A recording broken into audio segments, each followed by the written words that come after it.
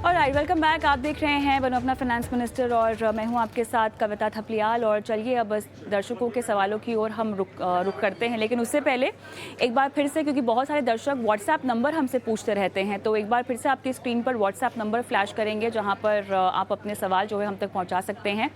9619873567 इस नंबर पर अपने सवाल हमें भेजिए। और अगर आप चाहें तो आप अपने सवालों को यूट्यूब के ज़रिए भी पूछ सकते हैं। यूट्यूब पे कमेंट बॉक्स पे अपने सवाल डालिए ताकि हम आपके सवालों को शो में शामिल करें। आप लाइव भी देख सकते हैं और पुराने शोज़ भी देख सकते हैं और अपने सवाल हमसे पूछ सकते हैं। चलिए आगे बढ़ते हैं और हमारे दर्शक पंचम का सवाल हम लेंगे जो कि यूट्यूब से अपना सवाल पूछ रहे हैं। और मुकेश, मेरे ख्याल से अच्छा, हमारे आज के जो मेहमान हैं उनसे तो आपका तारुफ ही नहीं कराया। हमारे साथ हेमंत उस्तगी, CEO वाइस इन्वेस्ट, और Mukesh Jindal, senior partner alpha capital, जुड़ गए हैं। आप दोनों का स्वागत है हमारी इस पेशकश में।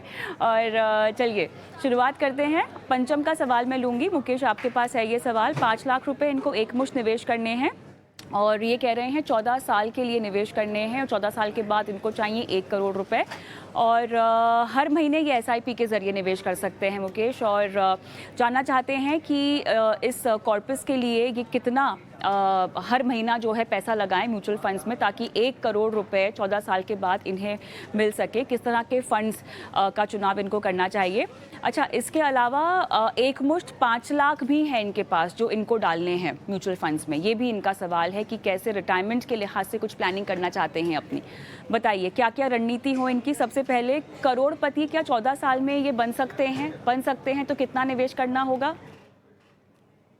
थैंक यू कविता। पहली बात तो मैं पंचम जी को बताना चाहूंगा कि म्यूचुअल फंड के थ्रू जो ये रिटायरमेंट प्लानिंग कर रहे हैं, जो ये सोच रहे हैं करोड़पति बनने के लिए, ये डेफिनेटली पॉसिबल है। और अगर ये इन्वेस्ट करेंगे तो हम डेफिनेटली इंश्योर करेंगे कि ये 14 साल में करोड़पति बन जाए।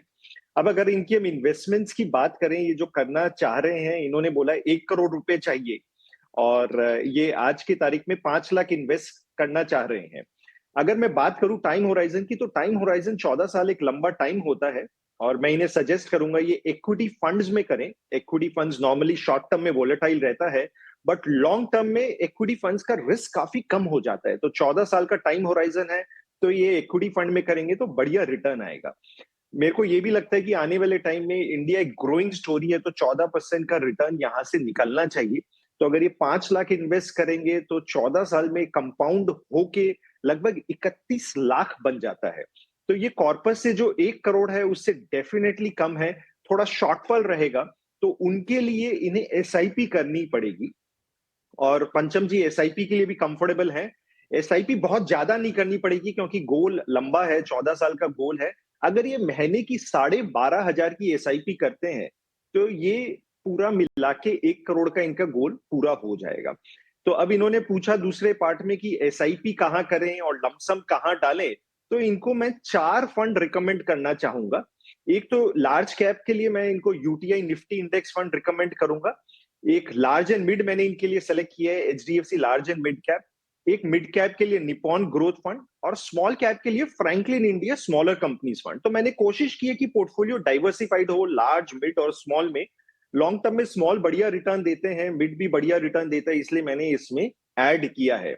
और इन्हीं फंड में ये लमसम भी डाल सकते हैं। 5 लाख जो है लमसम डालेंगे, बट क्योंकि मार्केट महंगा है इस समय, तो एक बार में मैं इन्हें डालने के लिए रिकमेंड नहीं करूंगा। मैं रिकमेंड करूंगा ये STP करें या सिस्टमैटिक ट्रांसफर प्लान करें। पहले ये पैसा डेट फंड में डालेंगे और वहां से इंस्ट्रक्शन देंगे कि 10 महीने में ये इक्विटी फंड्स में फंड हाउस धीरे धीरे मार्केट में इन्वेस्ट कर देंगे। तो इससे इन्वेस्टमेंट डाइवर्सिफाई हो जाएगा, मार्केट टाइमिंग रिस्क कम हो जाएगा। तो मेरे ख्याल से अगर ये फंड्स में सेलेक्ट करें, लॉन्ग टर्म होल्ड करें और SIP करेंगे तो डेफिनेटली ये करोड़पति बनेंगे। साथ फोन लाइन पर नहीं है, पर 5 लाख कितने चरणों में इनको डालने चाहिए और कैसे STP के जरिए डालने चाहिए, ये क्या इसके पीछे प्रोसेस क्या होगा?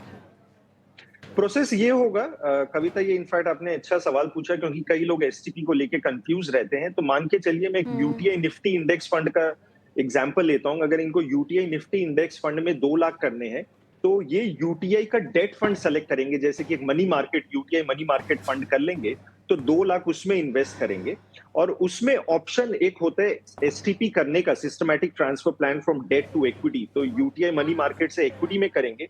नॉर्मली मेरा इनको सुझाव होगा कि 10 महीने में डिप्लॉय कर सकते हैं, तो एवरी मंथ ये ऑटोमेटिक पैसा 10 महीने में डिप्लॉय हो जाएगा और जब तक पैसा डेट फंड में पार्क रहेगा, हमें डेट की यील्ड मिलती रहेगी, इंटरेस्ट रेट मिलते रहेंगे, लगभग 7% का रिटर्न वहां भी आना चाहिए।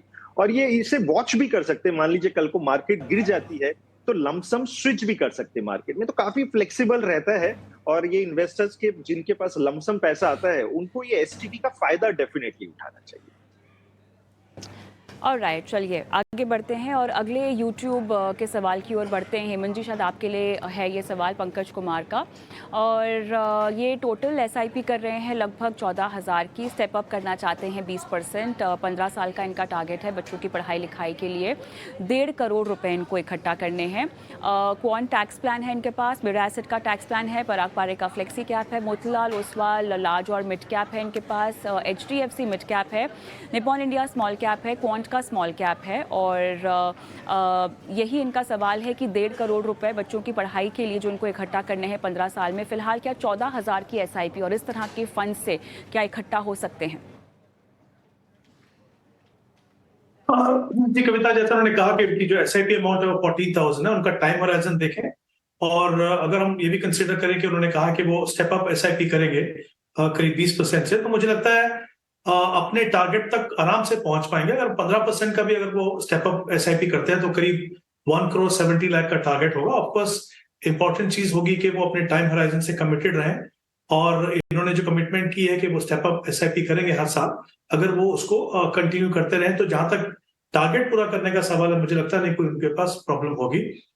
इनके अगर पोर्टफोलियो को देखें तो उनके पास 2 स्मॉल कैप फंड है। मुझे लगता है एलोकेशन पॉइंट ऑफ व्यू से करीब करीब 30% एलोकेशन जो है वो स्मॉल कैप में है, तो उसमें थोड़ा सा कम करने का डेफिनेटली स्कोप है। इनके पास दोनों जो स्मॉल कैप फंड है उनमें से एक फंड को रखें, वहां पे 2,000 की जगह 3,000 पे इन्वेस्ट कर दें, तो एटलीस्ट 1,000 जो है वो एलोकेशन जो है स्मॉल कैप में कम होगी।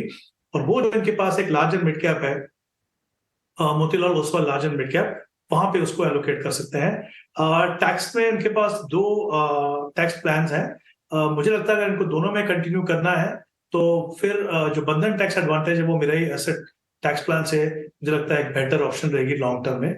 तो जो फ्रेश इन्वेस्टमेंट है उसके लिए वो डेफिनेटली उसको कंसिडर कर सकते हैं, क्योंकि जैसा हम जानते हैं एलएसएस में 3 साल का लॉक इन है, तो एग्जिस्टिंग इन्वेस्टमेंट में तो आपको वो लॉक इन पूरा कंप्लीट करना ही है, बट फ्रेश इन्वेस्टमेंट के लिए मुझे लगता है एक चेंज करेंगे तो वो बेहतर होगा। तो एलोकेशन थोड़ा सा स्मॉल कैप में कम करके आप लार्ज एंड मिड में बढ़ाइए और स्टेप अप एसआईपी के द्वारा डेफिनेटली अपना टारगेट पूरा कर पाएंगे। अपने निवेश राशि को आपको बढ़ाना है और थोड़ा सा अपना एलोकेशन में बदलाव करना है। लेकिन क्योंकि हमारे दर्शक लगातार एसआईपी में निवेश को लेकर बहुत सारे सवाल पूछते आए हैं, तो आज मुकेश और हेमंत जी, हमने कुछ कॉमन सवालों में से एक टॉपिक निकाला है। और क्योंकि आप दोनों ने भी अपने अपने जवाब में हमें कहा है कि एसआईपी की राशि बढ़ाना बहुत ज़रूरी है, अपने एसआईपी को स्टेप अप करना बहुत ज़रूरी है, तो स्टेप अप एसआईपी जो होती है वो क्या होती है, इसकी सही स्ट्रैटेजी कैसी होती है? बहुत दर्शक पूछते हैं कि 10% बढ़ाना चाहिए, 20% करना चाहिए या 30% करना चाहिए, क्या कोई इसको लेकर फॉर्मूला है? तो मुकेश, सबसे पहले तो ये बताइए कि स्टेप अप एसआईपी होती क्या है? अगर कोई अपनी एसआईपी की राशि को नहीं बढ़ाता है तो किस तरह से कमाई का मौका गंवा देता है, जरा ये उदाहरण के जरिए समझाकर बताइए।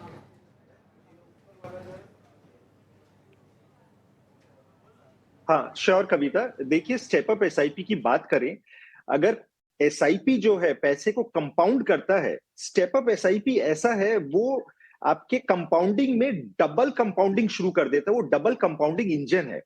नॉर्मली क्या होता है, इंडिया एक ग्रोइंग इकोनॉमी है, एक सर्वे के हिसाब से नॉर्मली इंडिया में देखा गया कि सैलरी जो है लगभग 10% हर साल बढ़ रही होती है, लोगों की इनकम नॉर्मली 10% बढ़ रही होती है। अब आप एसआईपी मान के चलिए 1,000 रुपए की कर रहे हैं, अब एक तरीका तो क्या है कि आप वेट करिए कि आपके पास सेविंग्स होंगी, आप 1-2 साल 3 साल में या 4 साल बाद आप नॉर्मली एसआईपी बढ़ाते हो या नहीं भी बढ़ाते हो और पैसा आपके बैंक अकाउंट में पड़ा रहता है, खर्च हो जाता है। स्टेप अप एसआईपी में होता यह है कि आप हर साल अपना जो एसआईपी अमाउंट है एक परसेंटेज से बढ़ा देते हैं। नॉर्मली इन्वेस्टर वो 10%, 20%, 15% या 5% के हिसाब से भी कर सकते हैं, जैसे उनको लगता है कि उनकी इनकम बढ़ रही है। अब एसआईपी जो आप नॉर्मली कर रहे हैं स्टेप अप में, ऑफ कोर्स वो पैसा धीरे धीरे ज्यादा इन्वेस्ट होने लगता है, पर इसका मजा आपको कब समझ में आएगा, मैं आपको एक एग्जाम्पल के थ्रू समझाता हूँ। देखिए, हर इन्वेस्टर की इच्छा होती है वो एक करोड़पति बने। तो हम कैलकुलेशन कर रहे थे कि अगर इन्वेस्टर महीने के 4,000 रुपए इन्वेस्ट करे 25 साल के लिए इक्विटी फंड में, और वहां पे अगर 14% की कंपाउंडिंग रिटर्न में मानूं, तो ये कॉर्पस 1 करोड़ का बन जाता है। तो कोई भी आज के दिन करोड़पति बन सकता है, और मेरे ख्याल से एसआईपी की अवेयरनेस काफी है, तो ये डेफिनेटली पॉसिबल है। अब अगर मैं इसमें स्टेप अप एसआईपी की बात करूं, अगर इन्वेस्टर अपनी एसआईपी हर साल 10% से बढ़ा लेता है, तो जो 25 साल के बाद कॉर्पस होगा वो 1 करोड़ नहीं 2.25 करोड़ होगा। और अगर इन्वेस्टर उसको 20% स्टेप अप एसआईपी करता है हर साल, तो कॉर्पस 6.25 करोड़ हो जाता है। और अगर इन्वेस्टर काफी एग्रेसिव ग्रोथ में है, डिसिप्लिन ला सकता है, 30% की भी स्टेप अप एसआईपी कर सकता है, तो 25 साल बाद वो कॉर्पस 23 करोड़ का हो जाता है। तो 1 करोड़ से 2.25 से 6.5 से 23 करोड़, इसमें कुछ करने की जरूरत नहीं है, कोई रॉकेट साइंस नहीं है। आप बस स्टेप अप एसआईपी करते रहिए और अपनी वेल्थ को ग्रो करते हुए देख सकते हैं। अच्छा, ऐसे में एक सवाल हेमंत जी, ये भी हमसे लोग पूछते हैं कि चलिए आपको अपनी एसआईपी की राशि बढ़ानी चाहिए, लेकिन कितनी आपको राशि बढ़ानी चाहिए? हम कहते हैं कि जितना आपसे मुमकिन हो सके फिलहाल अपनी एसआईपी की राशि बढ़ाने की कोशिश करें, लेकिन आपके लक्ष्य तक पहुंचने के लिए कोई ना कोई कैलकुलेशन होती होगी जो आपको ये कहती होगी कि आपको इतने % अपनी एसआईपी बढ़ानी ही बढ़ानी है। इसी से मिलता जुलता सवाल ये लोग पूछते हैं कि क्या म्यूचुअल फंड के जरिए ही आप अपने रिटायरमेंट का सपना पूरा कर सकते हैं? खैर, ये एक दूसरा सवाल है, लेकिन मैं उसी पर आती हूँ कि आपकी एसआईपी स्टेप अप जब आप करते हैं तो कितने % आपको करनी चाहिए? आइडियल अमाउंट क्या होता है अपनी एसआईपी को स्टेप अप करने का, और वो सही अमाउंट आपके कॉर्पस से कैसे डिराइव होता है? कविता, आई थिंक ये बहुत ही इंपॉर्टेंट एस्पेक्ट है। इनफैक्ट दोनों इंपॉर्टेंट एस्पेक्ट हैं। एक तो ये, जैसे हमने ऑलरेडी डिस्कशन किया कि किस तरीके से आप स्टेप अप एसआईपी करते हैं और उसके करने के फायदे क्या हैं। अब वो कितना करना चाहिए, देखिए उसमें 2 इंपॉर्टेंट एस्पेक्ट होते हैं। एक तो इंपॉर्टेंट चीज ये है कि आप अपने जो प्रोसेस फॉलो करते हैं इन्वेस्टमेंट का, वो कहीं ना कहीं वो गोल बेस्ड प्रोसेस होना चाहिए। यानी आपके पास एक हर गोल का एक टाइम होराइजन होना चाहिए, गोल का टारगेट होना चाहिए। और जैसा कि हम हमेशा कहते हैं कि लॉन्ग टर्म गोल्स, जैसे रिटायरमेंट की आपने बात की या चिल्ड्रन एजुकेशन की अपने बात करें, तो वहां पे इन्फ्लेशन को कंसीडर करना बहुत ही इंपॉर्टेंट होता है। अब होता क्या है कि आपने जब गोल बनाया, फिर आप यू वर्क बैकवर्ड्स देखने के लिए कि मान लीजिए हम इक्विटी में अगर हम 12% का रिटर्न मार के चलते हैं, तो हमें पता चलता है कि अपने गोल तक लक्ष्य पहुंचने के लिए जितना हमारा टाइम होराइजन है, उसके लिए हमें कितना इन्वेस्टमेंट करनी होगी। तो ये शुरुआत होती है आपके प्रोसेस की। फिर आप अपने बजट को देखते हैं, आप देखते हैं कि कितने आपके लिए पॉसिबल है, कितनी एसआईपी आप कर सकते हैं। तो देखिए दो सिनेरियो हो सकते हैं। एक तो ये कि आपको लगे कि अभी गैप है उसके अंदर, यानी जितना आपको इन्वेस्ट करना चाहिए उतना आप नहीं कर पा रहे हैं, तो उसको पूरा करने का तरीका ये है, क्योंकि हो सकता है आपकी कुछ और कमिटमेंट रही हो, तो उसको पूरा करने का तरीका एसआईपी है। अब वो कितना करें डिपेंड करेगा अगर आपके पास समय कितना है, आप कितना जल्दी उस प्रोसेस को कंप्लीट करके अपने लक्ष्य पर पहुंचना चाहते हैं। तो इसको दोनों तरीके से देख सकते हैं, राइट। अगर जैसे हम स्टेप अप एसआईपी करें, मान लीजिए हम 10,000 रुपए की अगर एसआईपी करते हैं, राइट, 20 साल तक 12% के रिटर्न के हिसाब से, तो आप 1 करोड़ तक पहुंचते हैं, राइट। अगर आप 10,000 की एसआईपी करके 10% के हिसाब से, 30% के हिसाब से बढ़ाते हैं, जैसा आपने पहले कहा, तो हम 11 साल में 1 करोड़ तक पहुंच पाएंगे। तो आपने अपनी स्टेप अप एसआईपी 30% करके अपने जो टाइम होराइजन को 9 साल कम कर दिया। तो एक तरीका तो ये होता है कि आपको लगे कि हम शुरुआत में इन्वेस्टमेंट नहीं कर पा रहे हैं, बाद में हम इसको मेकअप कर सकते हैं, क्योंकि हमारी दूसरी कमिटमेंट जो है पूरी हो जाएंगी, और क्योंकि समय उतना लंबा नहीं रहेगा जितना पहले था। तो एक वो तरीका है। दूसरा एक सिंपल तरीका ये है, आप जैसे हमने 10,000 की बात की, आप 20 साल के लिए इन्वेस्ट करते हैं तो 1 करोड़ बनाते हैं, 10% से बढ़ाएंगे इसको तो आपको 2 करोड़ का कॉर्पस होगा। तो आप डिपेंड करता है आपकी रिक्वायरमेंट किस तरीके की है। लेकिन ये प्रूवन है कि स्टेप अप एसआईपी के बहुत सारे फायदे हैं। रिक्वायरमेंट कितनी होगी वो क्लियरली डिपेंड करेगा। और इसका सबसे इंपॉर्टेंट फायदा एक और है कविता यहाँ पे, कि आपके जो डिसिप्लिन होना चाहिए इन्वेस्टमेंट प्रोसेस में, वो 2 हिस्से हैं उसके। एक तो आपकी इन्वेस्टमेंट प्रोसेस है, उससे पहला है आपके सेविंग प्रोसेस, यानी आप सेव करेंगे तभी आप इन्वेस्ट करेंगे। सेव करने, जब आप स्टेप अप एसआईपी करते हैं तो आप कमिट करते हैं कि आपकी इनकम का कुछ परसेंटेज डिपेंडिंग ऑन आपकी रिक्वायरमेंट से, वो 10% भी हो सकता है, वो 20% भी हो सकता है, वो 30% भी हो सकता है, वो आप कमिट कर रहे हैं कि जैसे जैसे इनकम बढ़ेगी आप उतना हिस्सा जो है अपने इन्वेस्टमेंट में लाएंगे। तो मुझे लगता है काफी सारे फायदे हैं। आप जैसे रिटायरमेंट की आपने बात की, मुझे लगता है सबसे बड़ा एडवांटेज फंड इन्वेस्टिंग का ये है कि कोई भी आपका गोल हो, कोई भी आपका रिस्क प्रोफाइल हो, कोई भी टाइम होराइजन हो, म्यूचुअल फंड में वहां पे ऑप्शन है। रिटायरमेंट जैसा हम जानते हैं एक लॉन्ग टर्म गोल है, उसमें टैक्स एफिशिएंट रिटर्न चाहिए आपको, राइट, और कमिटमेंट चाहिए कि आप ऐसी एसेट क्लास में इन्वेस्ट करें जहां पे आप बाकी एसेट क्लासेस से अच्छा रिटर्न दे सको। आप वहां पे गोल बेस्ड स्पेसिफिक फंड्स भी होते हैं, बट उससे ज्यादा बहुत सारे ऑप्शंस हैं आपके पास वेल डाइवर्सिफाइड फंड की। आप उनमें इन्वेस्ट कीजिए, जितना जल्दी हो सके इन्वेस्ट कीजिए, सही एसेट एलोकेशन चुनिए।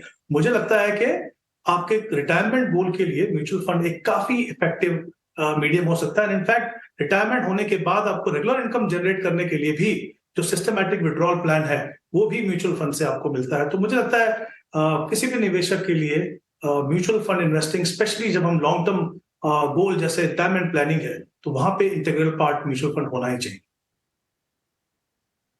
से आप दोनों ने बताया कि कैसे आपको एसटीपी का इस्तेमाल करना चाहिए अपने एसआईपी की राशि को बढ़ाने का, और यही वो मकसद है जो आपको कोशिश कर पा लेना चाहिए, क्योंकि आप महज इतना कर दें तो आपका जो लक्ष्य है, जिसको आपने अपने जहन में बैठा के रखा है, जो आपका टारगेट है, वो पूरा होने में किसी भी तरह की दिक्कत नहीं आएगी अगर आप अपनी निवेश राशि को लगातार नियम पूर्वक और अनुशासन के साथ अगर बढ़ाने की कोशिश करेंगे। रुकते हैं ब्रेक के लिए, लेकिन ब्रेक के उस पार पवार साहब हमारे साथ फोन लाइन पर हैं, हमारे दर्शक, जो कि अपना सवाल हमसे पूछेंगे, और साथ ही निवेश से जुड़े और भी पहलू हैं जिन पर हमें बात करनी है। और ब्रेक पर जाऊँ जाते जाते आपको छोड़ जा रही हूँ हमारे व्हाट्सएप नंबर के साथ, और यूट्यूब पर तो आप लाइव हमें देखते ही हैं, अपने सवाल यूट्यूब पर भी हमें भेजिए। मिलती हूँ ब्रेक के बाद। Welcome back. आप देख रहे हैं बनो अपना फाइनेंस मिनिस्टर, और मैं हूं आपके साथ कविता थपलियाल, और शो का वो हिस्सा, वो पड़ाव जहां पर हम दर्शकों के सवालों को शो में शामिल करते हैं। और हमारे साथ अगले दर्शक पवार साहब फोन लाइन पर हैं। पवार साहब नमस्कार सर, कहां से बोल रहे हैं, क्या करते हैं, कुछ बताएं अपने बारे में। मैडम मैं कोल्हापुर महाराष्ट्र से बोल रहा हूँ। अच्छा सर। हाँ कोल्हापुर, मैं एक कोऑपरेटिव बैंक में प्यून का काम करता हूँ। अच्छा सर, बहुत बहुत धन्यवाद, आपने अपना सवाल हमें भेजा और हम पर विश्वास किया ताकि हम आपको सही राह दिखा सकें। सर, आपने हमें फंड्स के सारे नाम तो दे दिए हैं, मैं जानना चाहती हूँ आप कब से इन्वेस्टमेंट कर रहे हैं और कब तक करना चाहते हैं। मैम मैं कोई आपका टीवी है ना, वो देख के मैं करता हूँ। मैं आपका शो है ना, वो देख के मैं इन्वेस्टमेंट क्या है, बाकी मुझे कुछ समझ में आता नहीं, और कुछ ये भी नहीं था जो आपके जो कहते हैं ना, वो आपके गेस्ट जो आते हैं वो जो बोलते हैं ना, एक्सपर्ट जो आपके आते हैं ना, वो आते हैं, वो बोलते हैं ना, उनके सुनकर ही मैंने यूज किया है सर। स्टॉक में भी धन्यवाद सर, आपसे जुड़ा हूँ, और आपसे जुड़ने के बाद ही मेरा ये पहुंच शुरू हुआ है। चलिए, बहुत अच्छा लगा।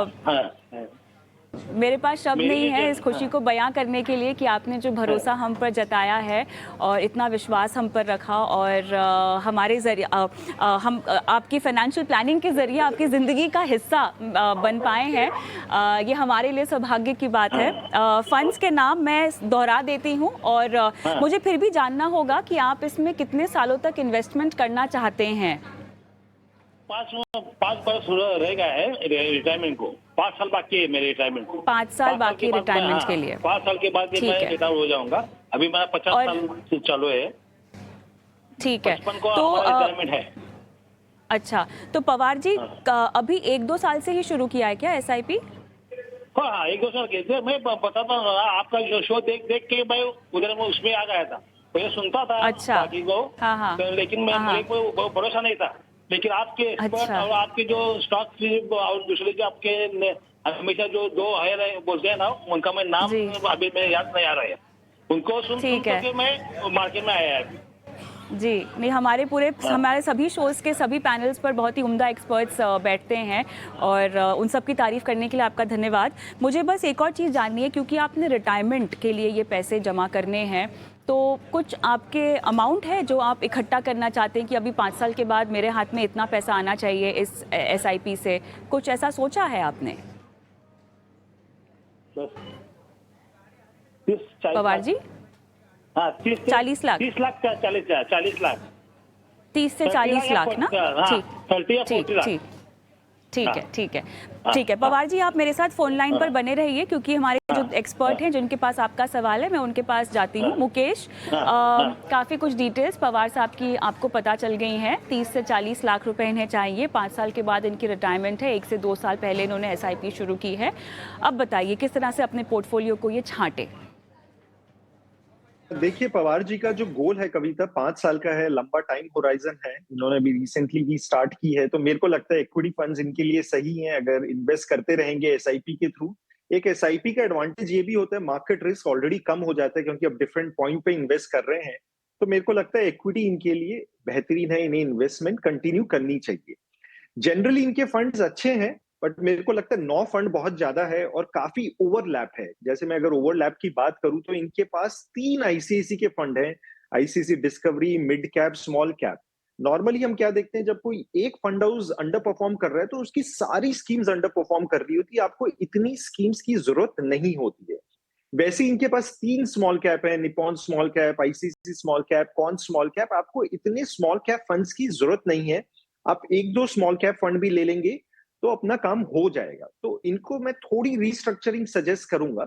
एक इनके पास ICICI स्मॉल कैप फंड है, SIP चल रही है, उसको आप स्टॉप कर दीजिए। और उनको स्टॉप करने के बाद मैं इनको रिकमेंड करूंगा UTI निफ्टी इंडेक्स फंड में करिए। UTI निफ्टी इंडेक्स फंड एक low cost passive index fund है, स्टेबल रहता है पोर्टफोलियो। और सिंस इनके पास मिड स्मॉल में काफी ऑलरेडी है, तो मैं ये सजेस्ट कर रहा हूँ।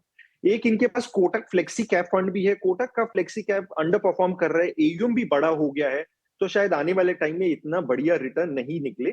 इससे में भी SIP स्टॉप करके ये UTI निफ्टी इंडेक्स फंड में कर सकते हैं। एक इंपॉर्टेंट बात क्या है, कि इनके पास टाटा इंफ्रास्ट्रक्चर फंड है जो कि एक सेक्टोरल फंड है। सेक्टर फंड बढ़िया रहते हैं अगर वो सेक्टर चलेगा, बट इनमें प्रॉब्लम ये होती है कि रिस्क ज्यादा रहता है। आपको मार्केट टाइमिंग 2 बार करना पड़ता है, एक बार आपको एंट्री में राइट टाइमिंग करना पड़ेगा और एग्जिट भी आपको राइट टाइम करना पड़ेगा।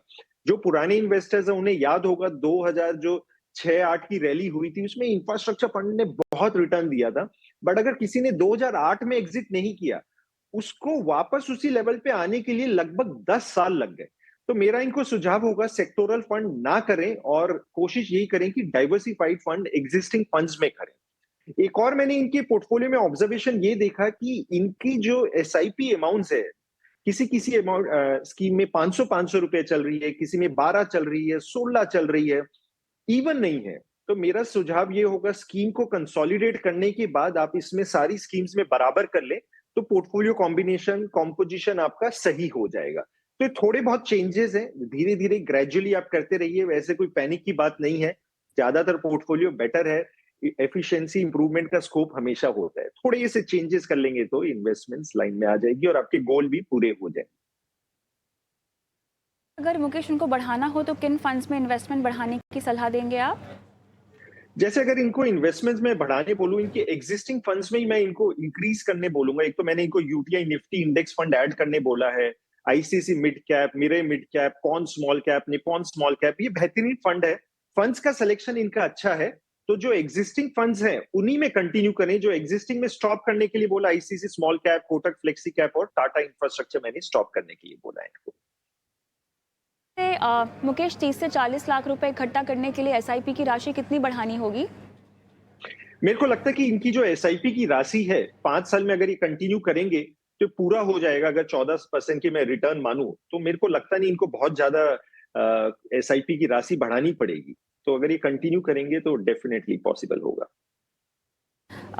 पवार साहब, आप अगर फोन लाइन पर मेरे साथ हैं तो अगर आप सलाह नहीं सुन पाए हैं तो YouTube पर सुन सकते हैं। जो फंड्स के नाम शायद नोट डाउन नहीं कर पाए होंगे आप, वो आप YouTube पर देख सकते हैं।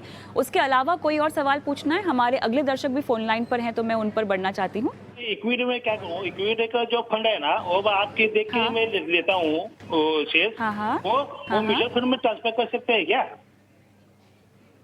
आप स्टॉक्स की बात कर रहे हैं?